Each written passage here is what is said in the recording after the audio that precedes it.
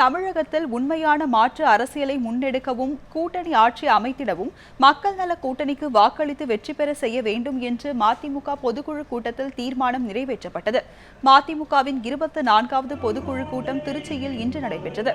இதில் பொதுச் செயலாளர் வைகோ, துணை பொதுச் செயலாளர் துரை பாலகிருஷ்ணன், மல்லை சத்யா உள்ளிட்டோர் கலந்து கொண்டனர். தமிழகத்தில் வாக்குகளை அறுவடை செய்வதற்காக இலவசங்களை கொடுத்து மக்களை கையேந்த வைத்துள்ளதாக கூட்டத்தில் தெரிவிக்கப்பட்டது.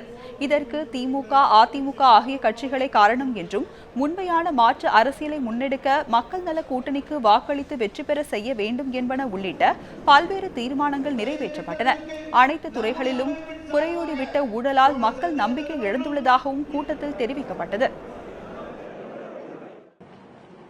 ஊழல் குற்றச்சாட்டில் அண்ணா திராவிட முன்னேற்ற கழகம் ஒரு கூண்டில் நிறுத்தப்பட்டால் திராவிட முன்னேற்ற கழகம் பிரிதொரு கூண்டில் நிறுத்தப்படுகிற நிலைமைதான் இருக்கிறது.